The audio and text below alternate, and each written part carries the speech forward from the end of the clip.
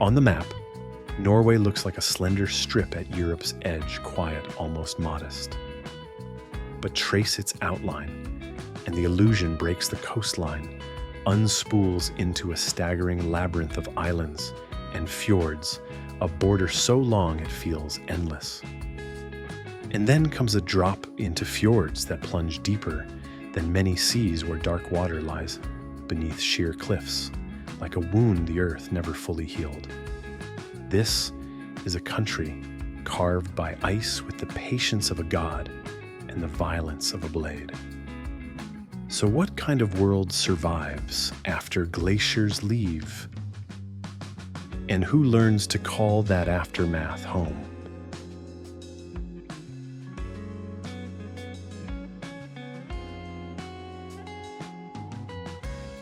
Norway's landscape does not feel built. It feels cut, as if the planet once pressed a frozen blade into bedrock and dragged it slowly, relentlessly for thousands of years. The story begins in the last ice age, when much of Scandinavia lay under an ice sheet so heavy it pushed the crust downward, a white weight that could be measured not in meters, but in kilometers. Ice did what rivers cannot. It didn't simply flow around obstacles, it ground them down, chewing valleys wider and deeper with every season of pressure and movement.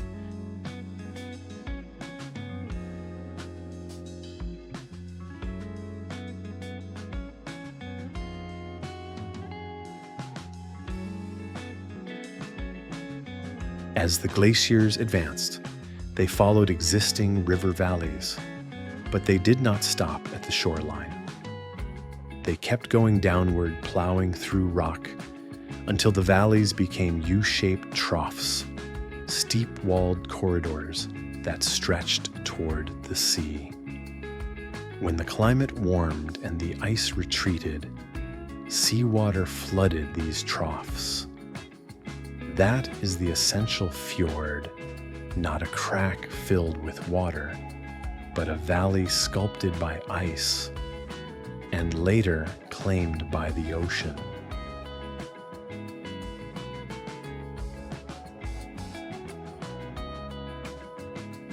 Stand on the rim of a fjord, and the scale feels unreal.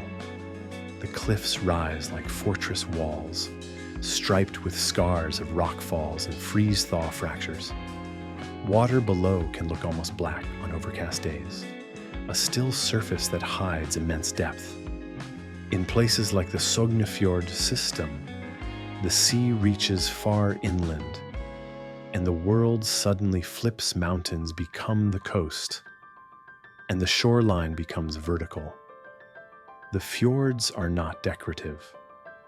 They are geological memory preserved with brutal clarity.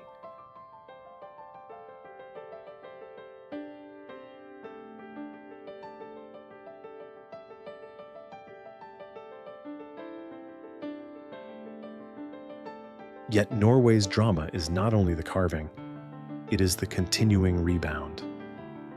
When the ice disappeared, the pressure lifted and the land began to rise again in a slow-motion exhale.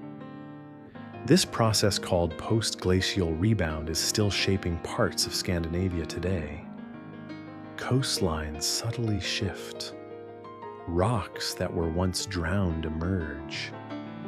The terrain behaves like something elastic, as if Norway is still trying to stand up straight after centuries on its knees.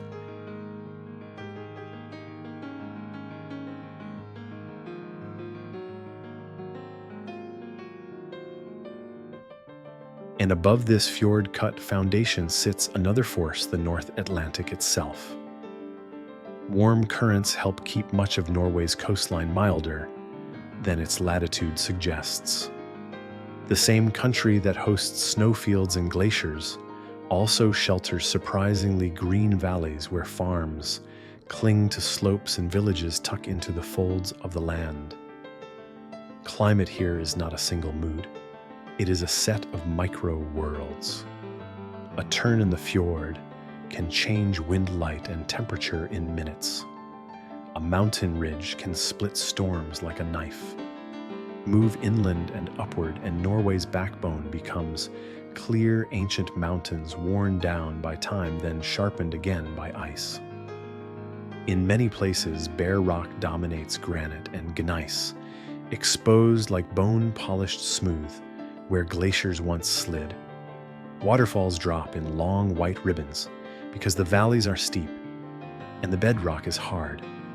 Lakes sit in basins scooped by ice, often so deep and cold they feel like pieces of the glacier that never truly left.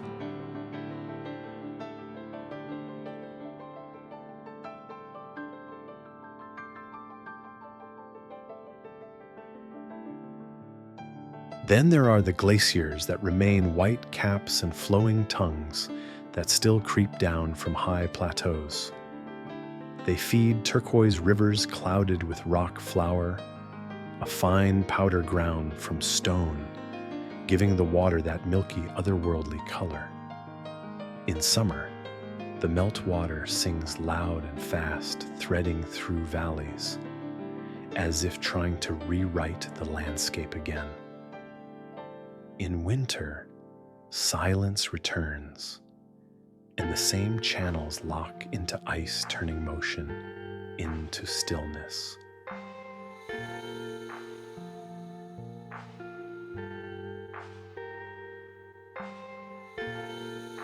Norway's geology also carries the quiet threat of instability. Where ice once buttressed steep slopes retreat can leave rock faces vulnerable. Freeze-thaw cycles wedge water into cracks, expanding them season by season, loosening stone until gravity takes over. Rockfalls and landslides are not rare footnotes. Here they are part of the landscape's ongoing negotiation with time. Even the fjords, so calm at the surface, can remember violence. A sudden collapse can send waves racing down narrow corridors, turning beauty into disaster in minutes.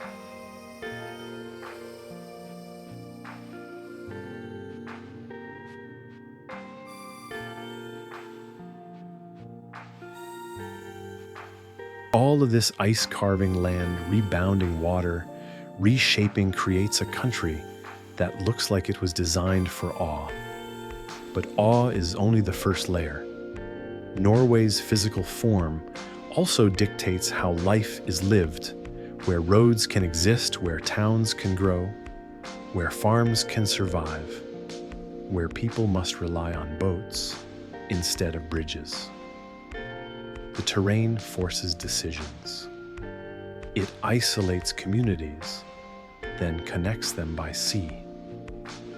It invites exploration, then punishes arrogance.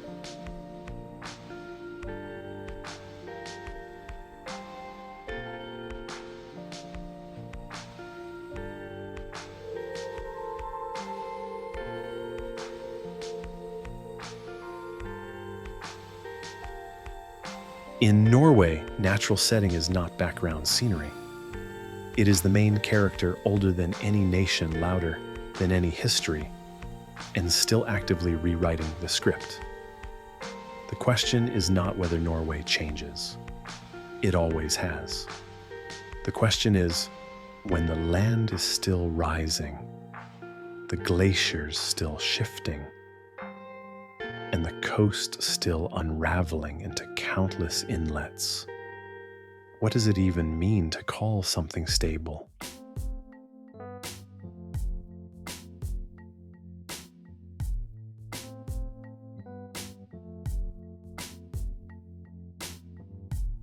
In Norway, life doesn't simply exist on the landscape, it negotiates with it. Every species here is shaped by thresholds between salt and freshwater forest, and bare rock summer light and winter darkness. And nowhere is that negotiation more dramatic than along the fjords, where the ocean reaches deep inland and turns the country into a chain of long, narrow marine worlds cold, steep, and unbelievably alive.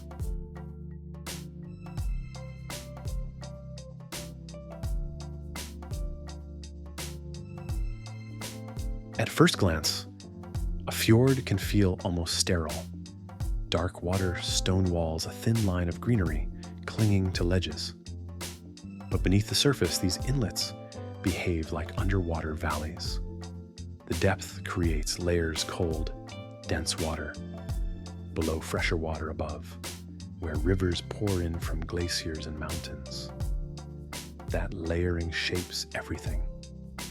Tiny plankton bloom when conditions align, and those blooms become the first link in a food chain that can pull enormous animals into places that look far too quiet to hold them.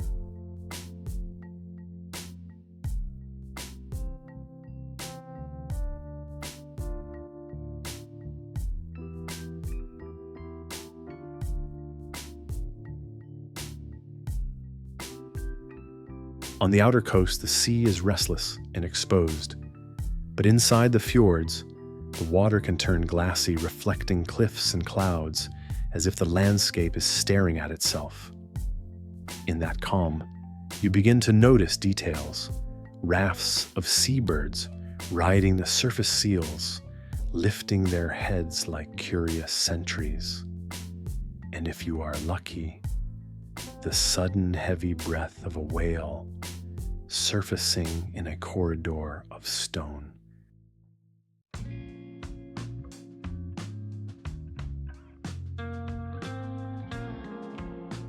Norway's marine life is not just a list of species, it's a seasonal rhythm.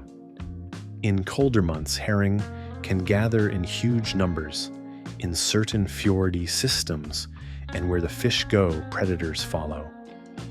Orcas can appear like moving shadows, sleek and methodical. Humpback whales may rise with a slow power that feels almost ceremonial. Sea eagles patrol overhead, watching the water with the calm focus of something that has hunted here for centuries. In the far north, the ocean becomes a winter stage. Dark metallic waves under pale sky, punctuated by breath fins and wings.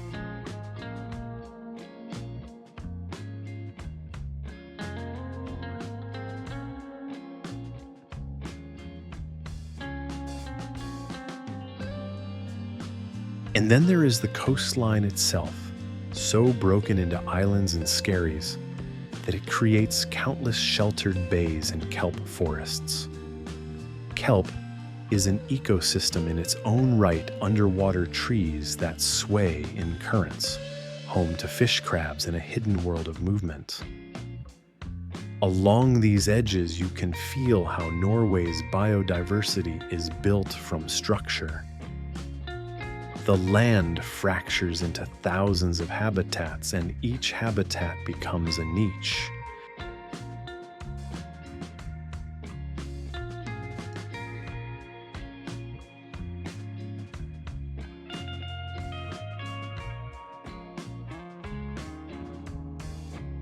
Move inland and the scene changes fast.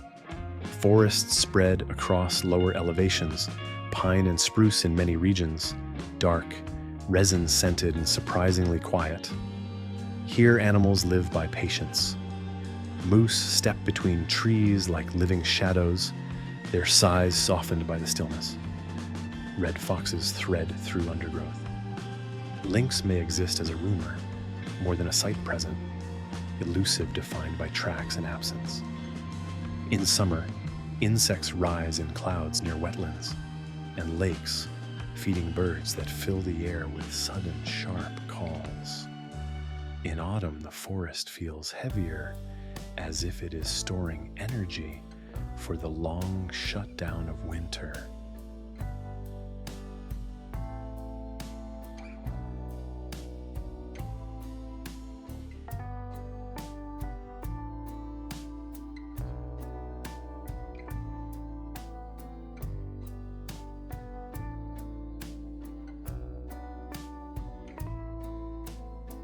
But Norway is a country that climbs quickly.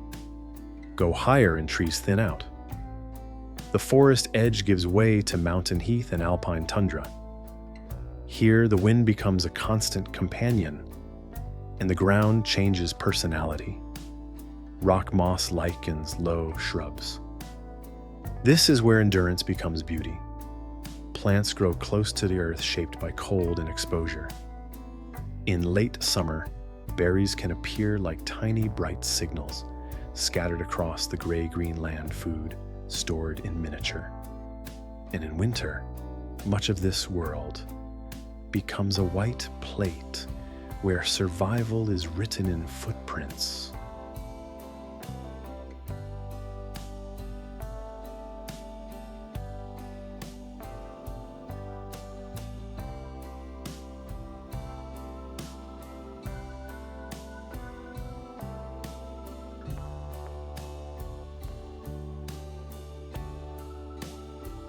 Perhaps the most astonishing ecological fact about Norway is how it lives with extremes of light.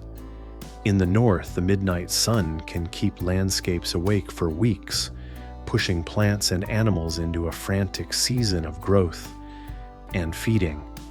Then the polar night arrives and the same region sinks into months where the sun barely rises, if it rises at all. Life responds by shifting pace. Birds time migrations with precision. Mammals adjust behavior, more cautious movement, deeper sheltering. Even the human experience of the land changes. The same fjord that feels open and generous in July can feel sealed and private in January.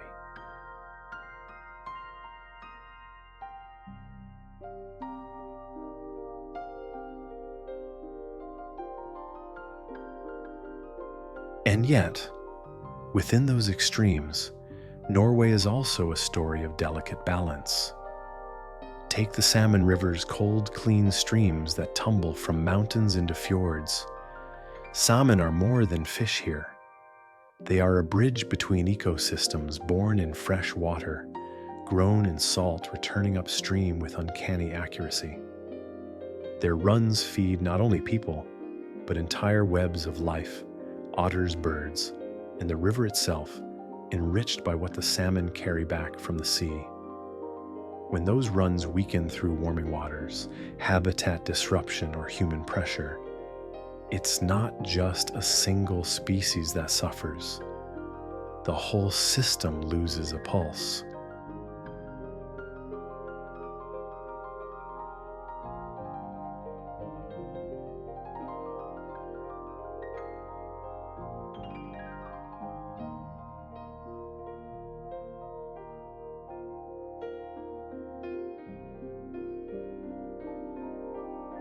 In the high mountains, reindeer move like a living weather pattern. Some herds drift across plateaus and valleys in seasonal arcs, tracking snow depth, lichen availability, and the threat of predators. Their hooves and migrations shape the land, subtly maintaining pathways that have existed far longer than paved roads. In the north, these movements intersect with human history in a way that feels almost inseparable. The idea that an animal's migration can be a cultural map is not metaphor, here it is reality.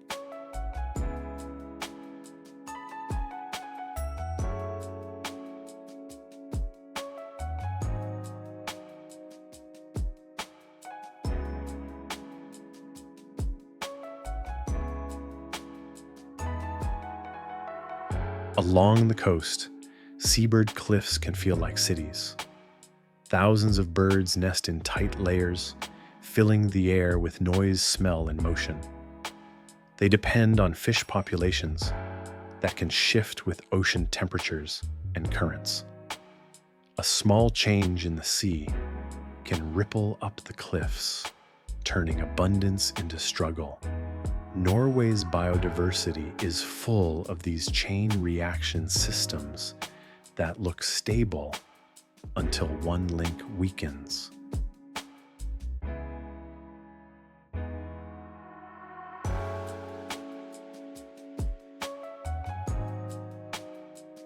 And then there is the quiet, almost invisible biodiversity: mosses, lichens, fungi.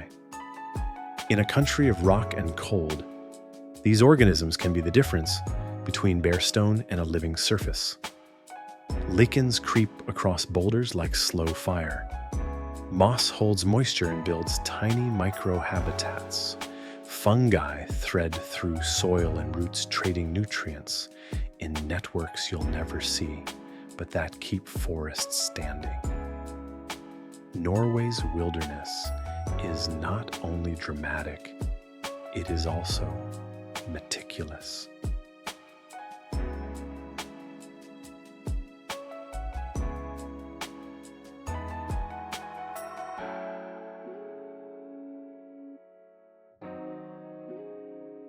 If you watch long enough, you realize the real wonder is not that life survives here. It's how it survives: by specialization, by timing, by using every edge and crease of a landscape carved into complexity. Norway is not a single ecosystem. It's an entire archive of ecosystems, stacked by altitude, latitude, and water.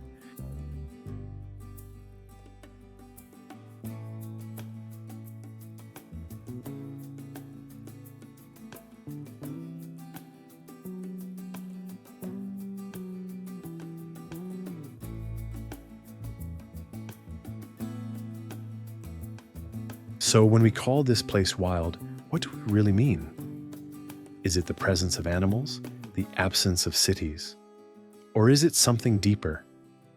The sense that the land still sets the rules, and everything living here, from whales to lichens to people, must keep learning the terms of survival all over again.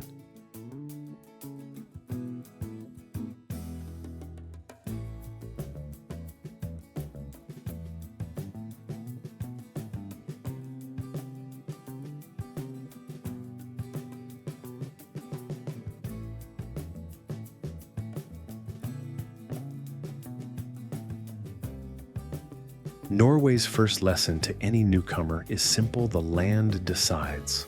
Not politics, not ambition, not even technology, at least not at the beginning. In a country where mountains rise like barricades and the sea cuts deep into stone, early human life had to be built around what was possible, where food could be found, where shelter could be held, where movement could happen without being swallowed by winter.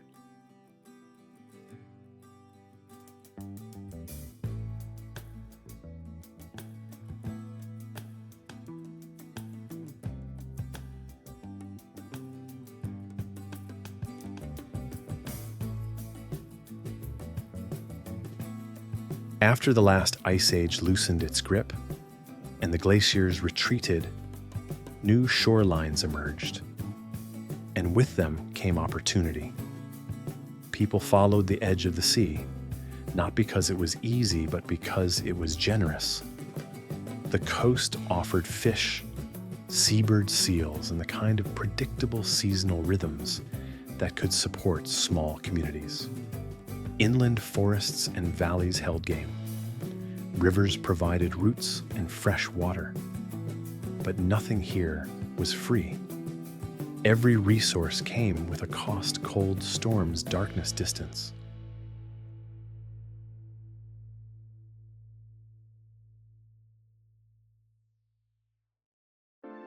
In the earliest chapters of Norwegian life, survival would have looked like constant calculation: where to camp, when to move, how to store food, how to read weather that could change without warning.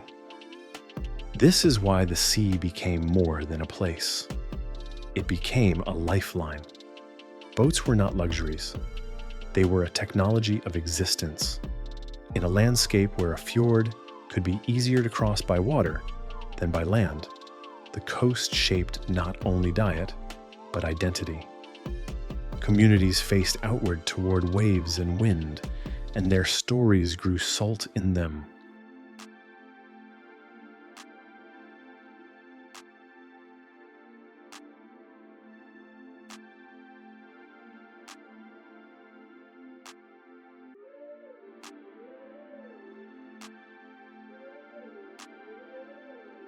But Norway's human history is not only a coastal story, it is also a northern story, one written on plateaus in tundra and in the long silence of winter. In the far north and across the broader region of Sápmi, the Sami developed a way of life that cannot be separated from the land's rhythm. Their relationship with reindeer is often described in simple terms, but herding does not capture the deeper truth. This is an entire knowledge system refined over generations, where migration routes, weather patterns, snow conditions, and animal behavior are read like a living language.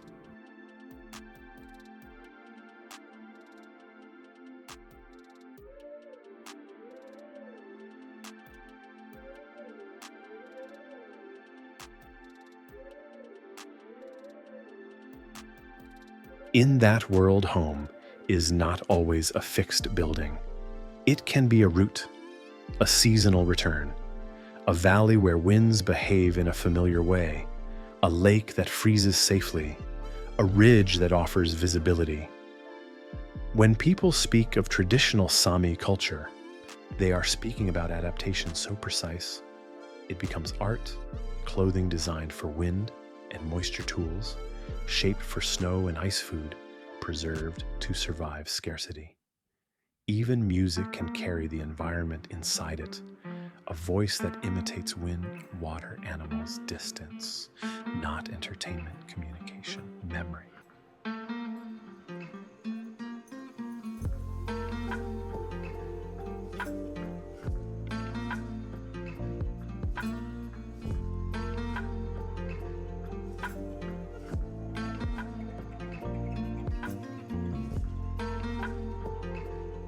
And yet, to understand early culture in Norway, we also have to acknowledge the tension between belief and landscape. In places where storms can arrive like living things, where winter darkness can feel endless, nature doesn't remain background. It becomes presence. It becomes power. Many early northern traditions across different communities and eras treated mountains, waters, and forests not as objects, but as forces that could be respected, negotiated with, and sometimes feared. In such a world, stories are not decoration, they are survival. They explain why the sea must be approached carefully, why certain places feel sacred, why some decisions are better left to caution than courage.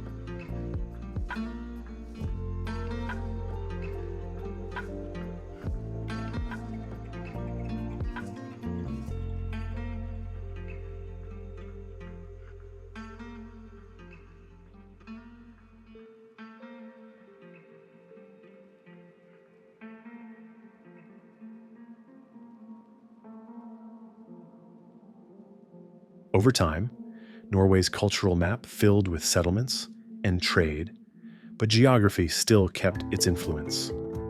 The terrain encouraged a life of pockets, small communities separated by ridges, fjords, and distance. That separation can create isolation, but it also creates variety. Dialects, local customs, and ways of doing things can differ dramatically from valley to valley. A fjord is not simply an inlet. It is a boundary that shapes identity. We are from here, defined not by a line on paper, but by mountains and water that physically hold you in place.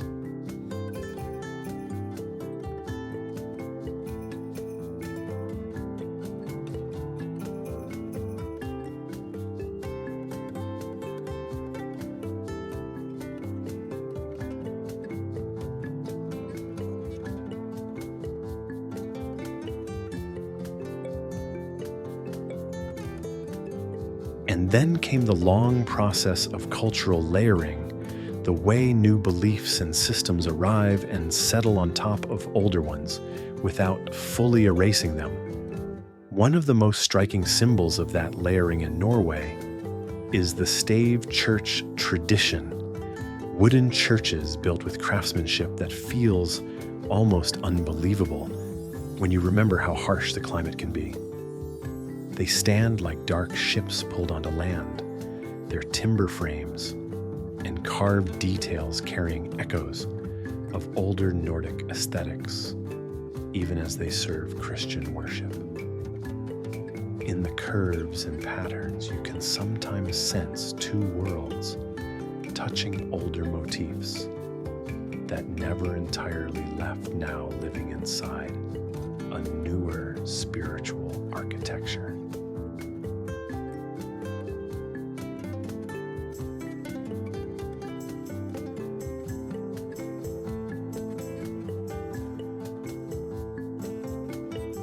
This is what Norway often does. It keeps its past inside its present. Not as a museum piece, but as something still breathing under the surface.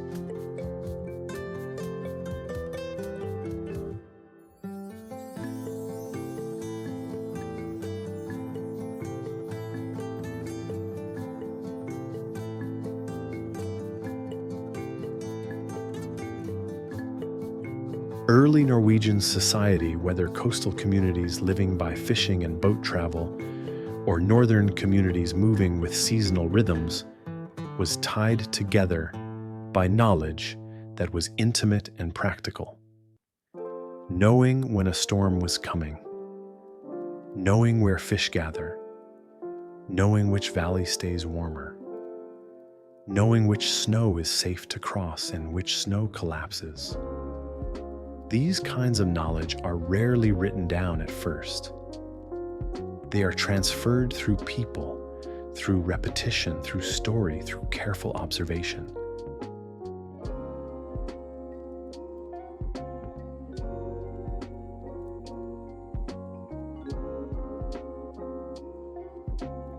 An observation here is not a casual act.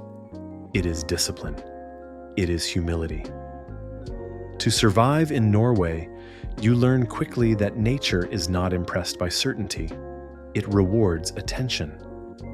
That mindset, watchful, patient, realistic, threads through much of Norway's early culture like a quiet spine.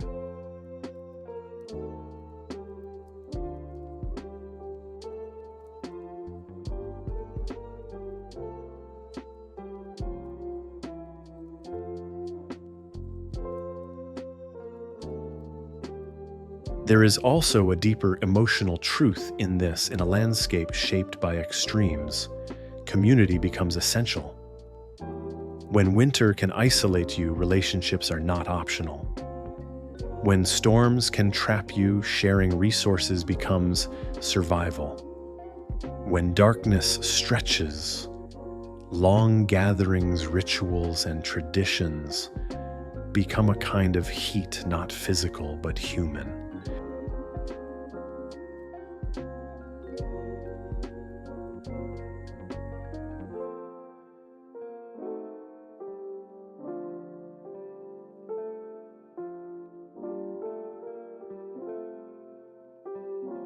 So early culture in Norway is not just about what people ate, wore, or built. It is about what they learned to value: timing, cooperation, respect for forces larger than themselves, a sense of belonging tied not to ownership, but to familiarity, the ability to read a place so well that it becomes part of who you are.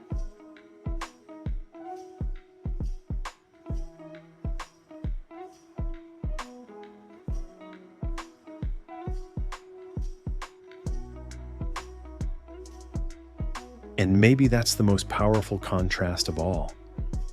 Norway's landscape can feel severe stone ice wind, deep water. But the cultures that grew here learned to respond with something that seems almost the opposite: precision, resilience, and a quiet tenderness towards the land that both sustains and threatens them.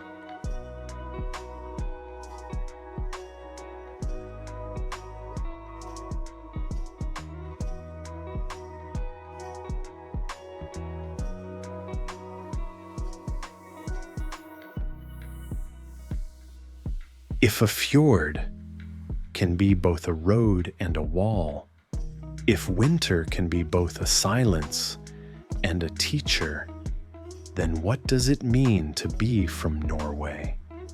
Is it a nationality? Or is it a lifelong relationship with a landscape that never stops testing you?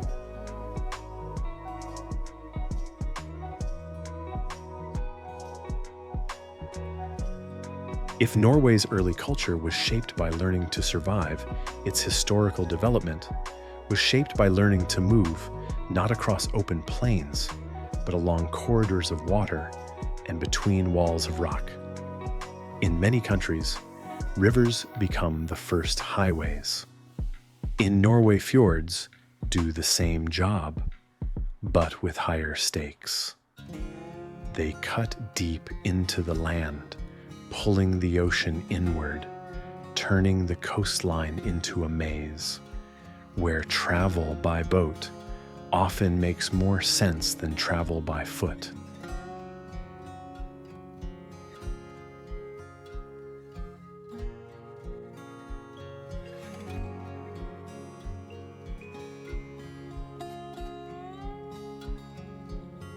This is why Norway's relationship with the sea becomes historical, not just geographic. The ocean is not a border at the end of the map.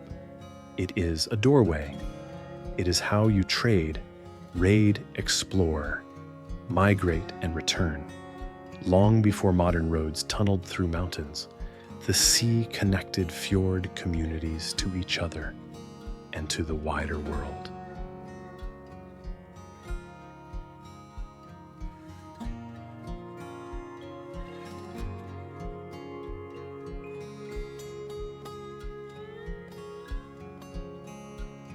In that context, the Viking Age is not a surprising chapter. It is almost an inevitable one. When you grow up with water, as your rowboats become an extension of identity. Norway's early seafarers learned to read weather like a text and currents like a warning. They built vessels that could survive open ocean, while still slipping into shallow coastal inlets. And they did something even more important. They treated distance not as a barrier, but as a challenge worth accepting.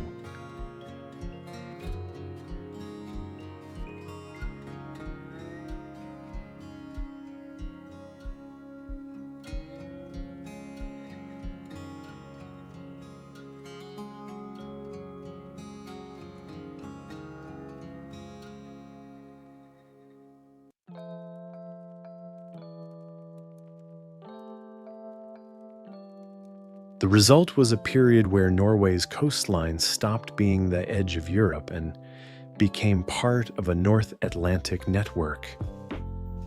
Fjords weren't hiding places, they were launch ramps.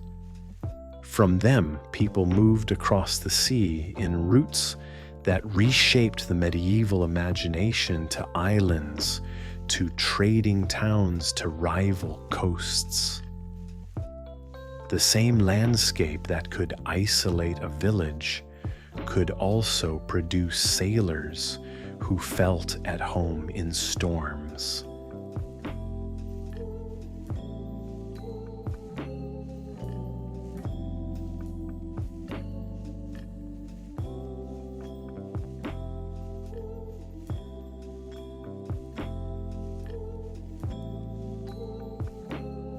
But the Viking narrative, often simplified into conquest, was also about exchange. Goods moved, ideas moved, technologies moved. Over time, Norway's ports began to matter, not just as local hubs, but as nodes in a larger system of Northern Europe.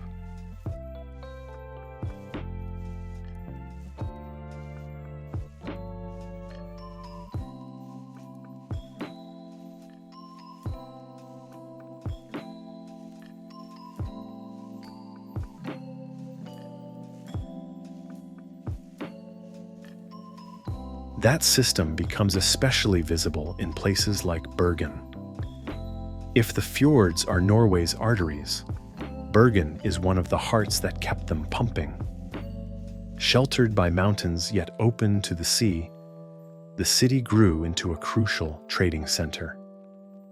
And on its waterfront stands Bryggen, rows of narrow wooden buildings stacked close together like a dense memory of commerce. Here, Norway's story joins the story of the wider continent, the era of the Hanseatic League, when trade in fish, grain, timber, and other goods tied far-flung regions together.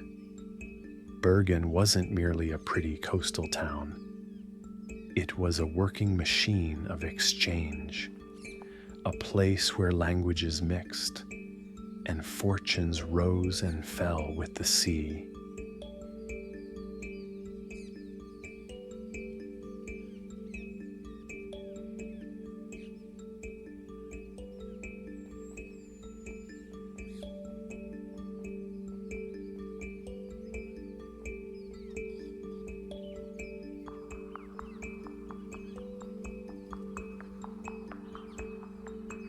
This is how Norway's historical development often moves. The landscape creates a certain kind of survival. Survival creates a certain kind of skill. And skill becomes economy. Fish becomes trade. Boats become roots. Roots become power.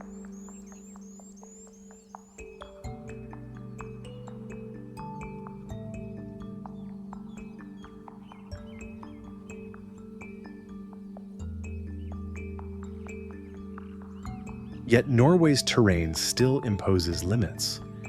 Unlike societies built around wide agricultural plains, Norway's farms often had to cling to narrow strips of arable land.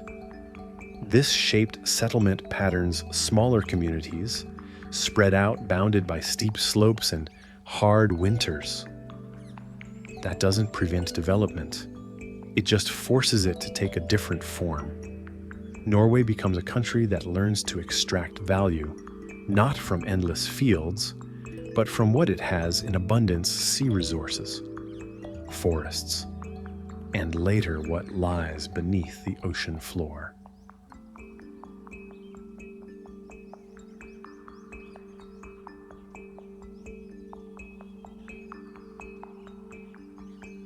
And then comes the modern turning point that feels almost like a plot twist oil.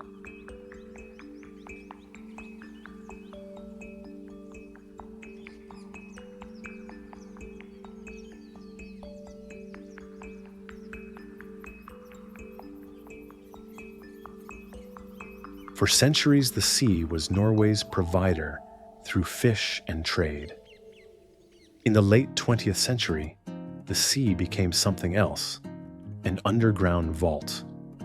When petroleum was discovered in the North Sea, Norway's relationship with the ocean entered a new era. The discovery of the Ekofisk field in 1969 is often treated as a hinge moment, and for good reason. It didn't just add a new industry, it changed the country's economic gravity.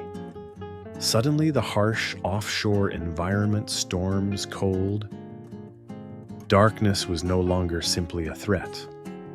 It was a frontier to be engineered.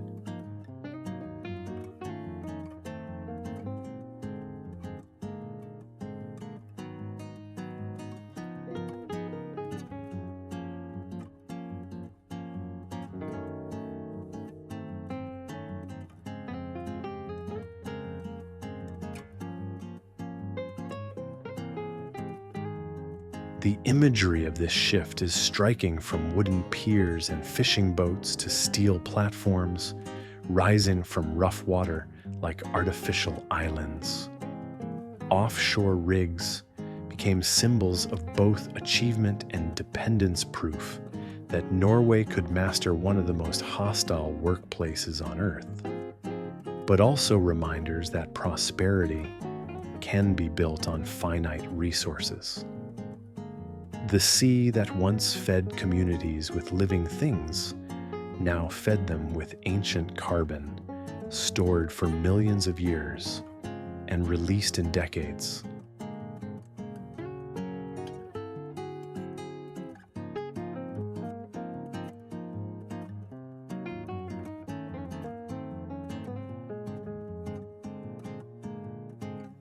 This is also where Norway's story gains complexity. The country becomes known globally for its stunning nature, fjords, mountains, glaciers, while also becoming a major producer of fossil fuels. It is a contradiction that cannot be ignored, because it speaks to the real tension of modern identity, how to protect what you love, while participating in the systems that threaten it.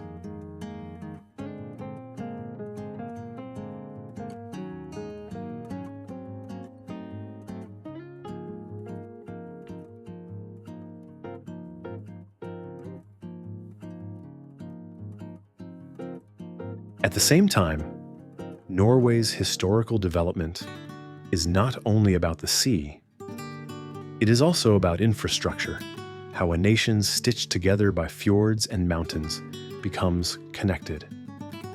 In many places, modern Norway looks like a triumph of stubborn engineering bridges, leaping across water tunnels, drilled through rock roads, clinging to cliffs' ferries, running like moving threads. This is development as negotiation with geography. Norway does not flatten the land. It works around it, through it, and sometimes under it.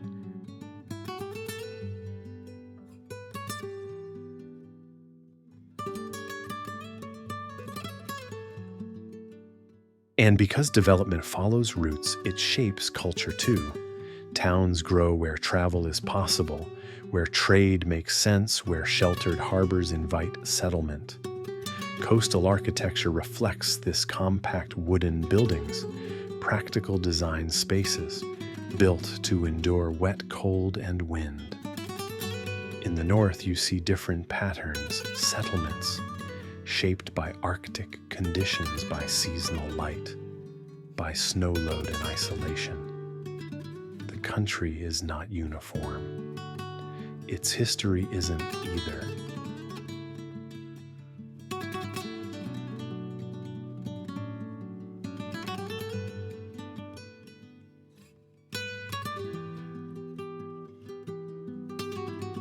Even tourism, today's softer form of exploration, follows the same logic as the oldest voyages. People come because Norway's landscape feels like a myth made real. They travel fjords the way merchants once did, ride coastal routes the way sailors once did, chase the aurora the way earlier generations chased survival. The motivations change, but the geography remains the author.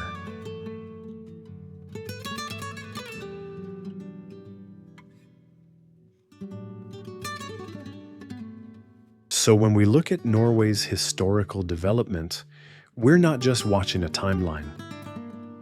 We're watching a long conversation between humans and a landscape that keeps insisting on its own terms. The fjords taught people how to travel. The sea taught them how to trade. The mountains taught them how to persist.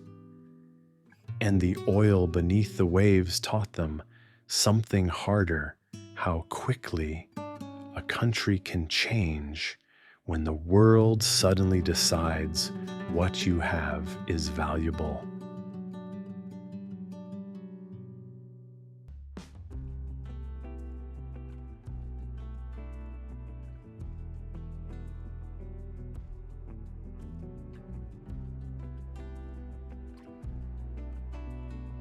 But here is the question that hangs over this entire history. When your nation's wealth is drawn from the same waters that shape your identity, what happens when those waters, through climate, industry, and time, begin to change.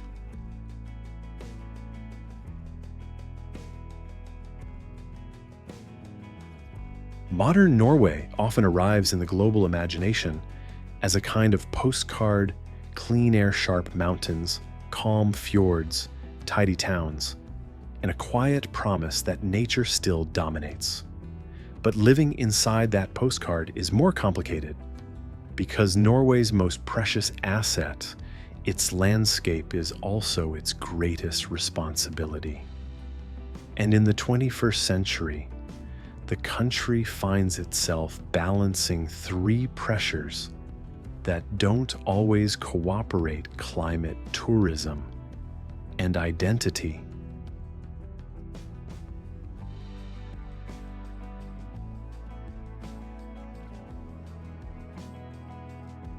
The first pressure is the one you can't negotiate with.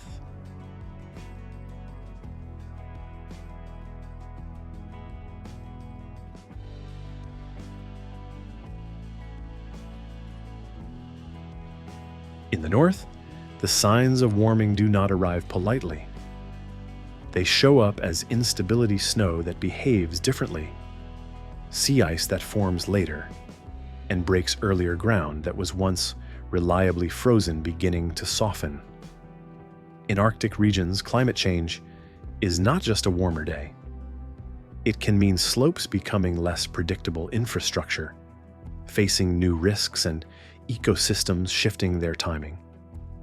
A place that used to be defined by ice begins to be defined by transition.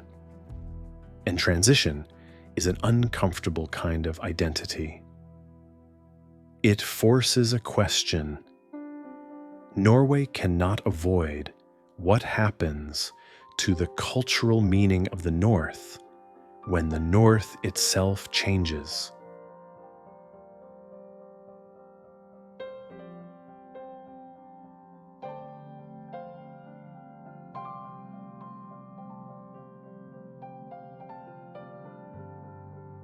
Farther south, the changes can look subtler, but they still shape the story.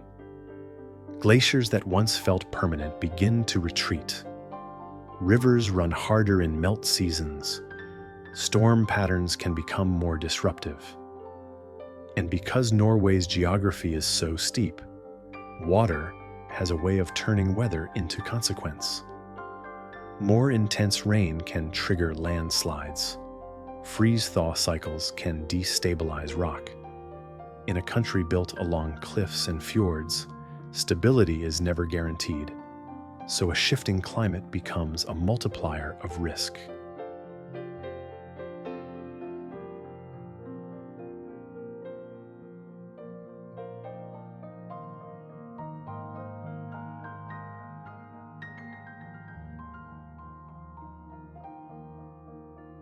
Then comes tourism, the second pressure and the most emotional one.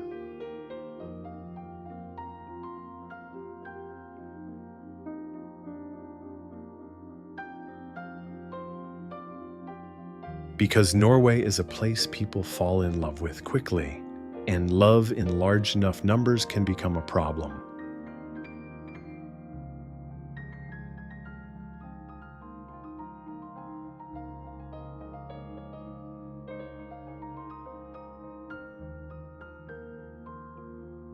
Fjord viewpoints go viral. Tiny roads become crowded. Villages designed for local rhythms suddenly host streams of visitors with unfamiliar expectations. Cruise ships floating cities can appear in fjord corridors so narrow they make the ships look unreal, like something too large to fit into the world. Tourism brings income jobs and global attention. But it also brings traffic noise and emissions. It can push housing prices upward. It can turn daily life into performance. It can make a place feel less like home and more like a destination.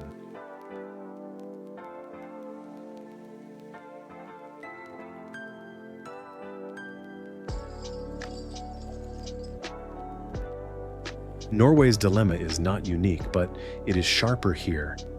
because the landscapes are fragile in a specific way. Fjords are not wide-open spaces that can absorb endless movement. They are concentrated corridors. When you add pressure to a corridor, you feel it immediately on the water, on the air, on the roads, on the silence that people came here to find.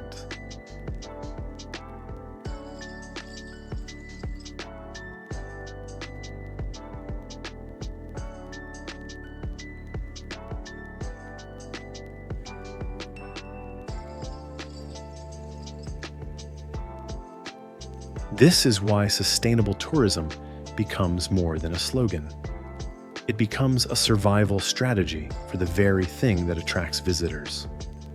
Norway experiments with restrictions, cleaner transport, and planning frameworks.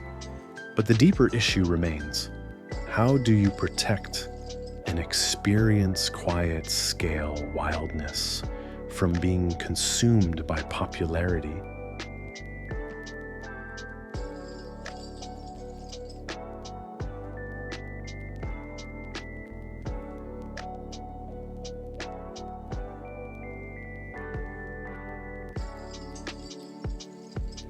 The third pressure is identity, and it runs through everything.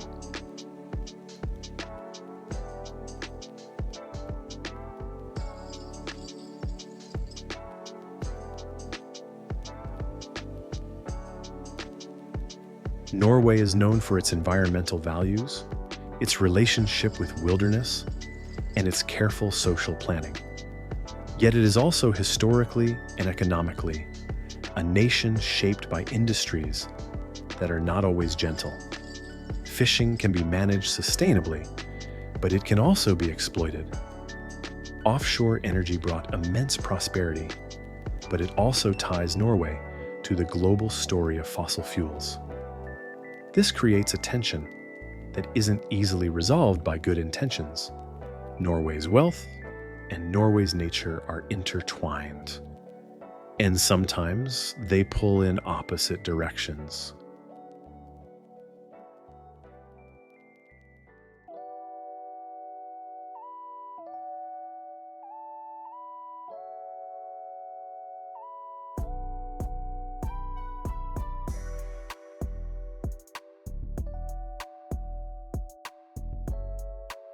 And within that tension lives culture, everyday culture, not just museums and festivals.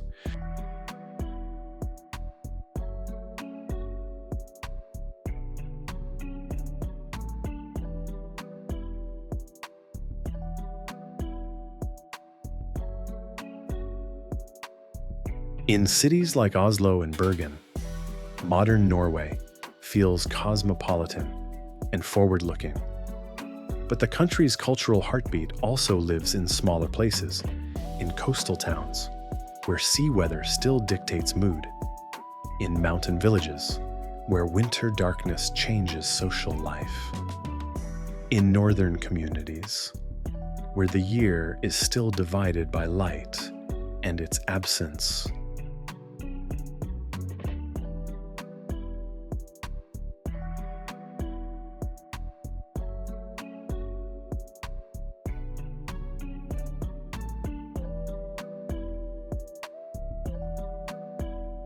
Seasonal celebrations, music, food, and craft all carry traces of older relationships with the land. You can feel this in how Norwegians talk about cabins hikes, and the outdoors not as vacation, but as a kind of normal, a return to the essential, a ritual of reconnection. There's a cultural belief here that nature is not something you visit. It's something you remain responsible to.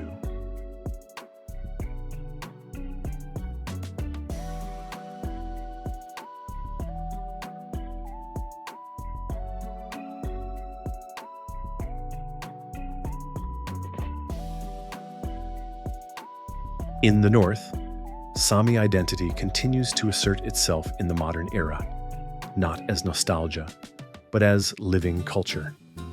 Language revival efforts, traditional crafts, and political movements around land rights and representation, all reflect the same truth. Modernity does not erase history. It forces it to argue for space. And climate change complicates that argument because when ecosystems shift, the traditional knowledge tied to those systems must also adapt. Imagine inheriting a map drawn in snow and then watching the snow behave differently.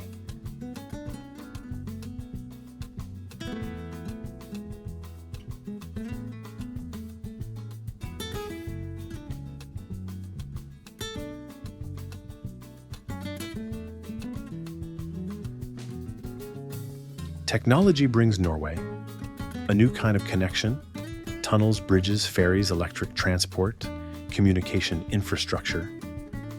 It reduces isolation, but it also changes what isolation meant. Some communities gain opportunities. Others feel the pressure of becoming accessible. And in the far north, connectivity can be both lifeline and threat-bringing support, but also bringing extraction development and external decision-making.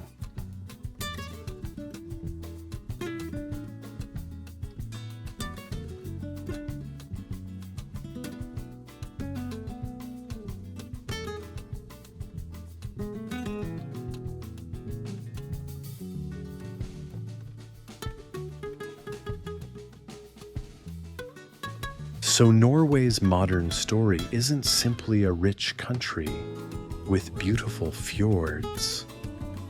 It is a country asking hard questions in real time.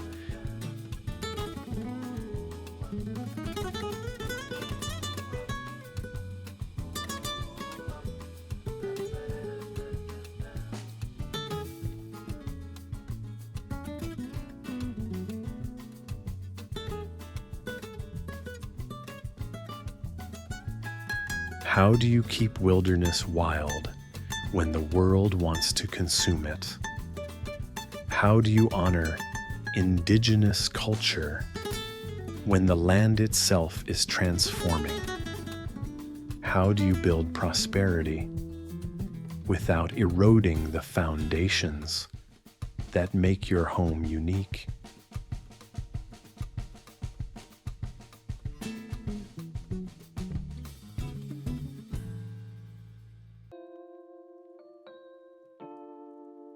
And perhaps the hardest question is the quietest one. If Norway's landscape was carved by ice over thousands of years, and now that ice is shrinking within a human lifetime, what does that say about the speed of our influence and the kind of legacy we are leaving behind?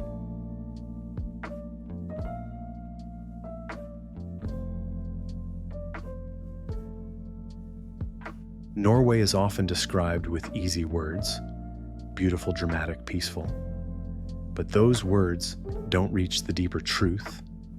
This is not a landscape that was simply made. It was forged by ice, heavy enough to reshape the crust by water, patient enough to claim what the ice abandoned by wind, sharp enough to sand down certainty. The fjords are not decoration. They are signatures, proof that the earth remembers, and that memory can be carved into stone.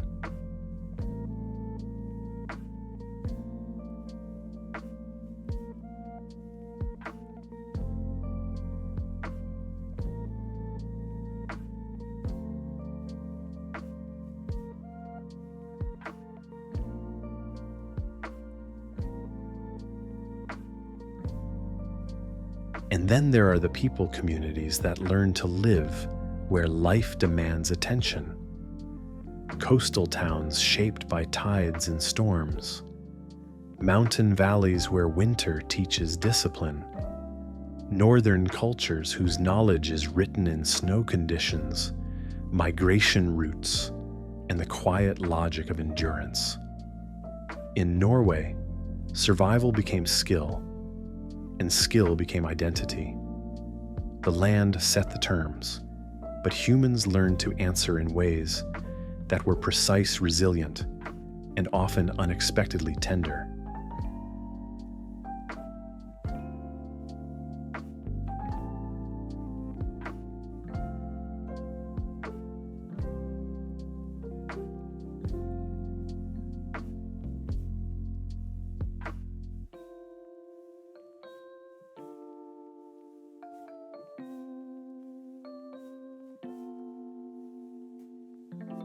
Yet the most important part of Norway's story may be the one unfolding right now.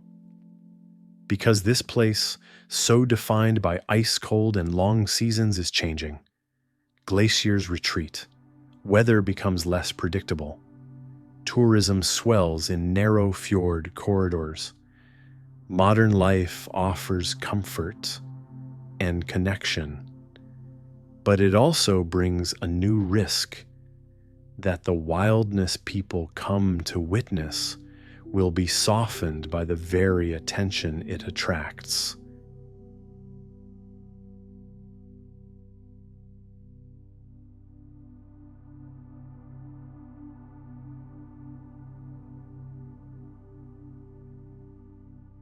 So what can we do with a story like this?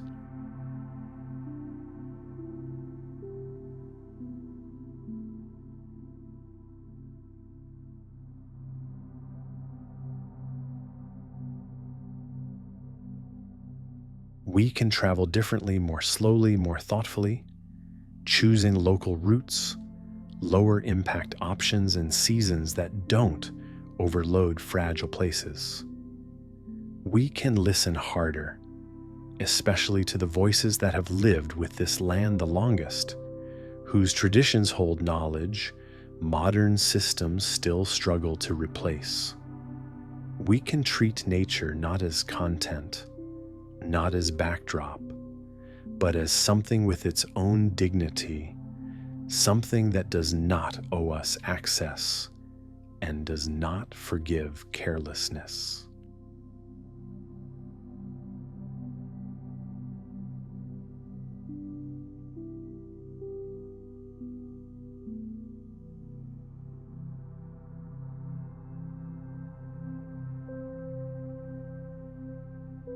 Because on a map, the edge of the world is just a line.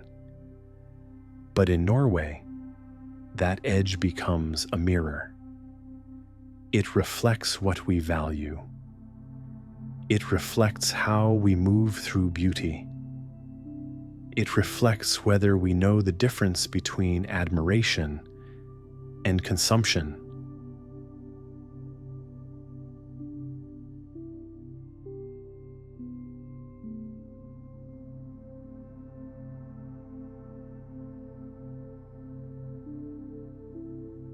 And the final question it leaves us with is simple, uncomfortable, but necessary. When the fjords outlast empires, when ice outlasts generations, and now our choices begin to outpace those ancient rhythms. What exactly do we want the earth to remember about us?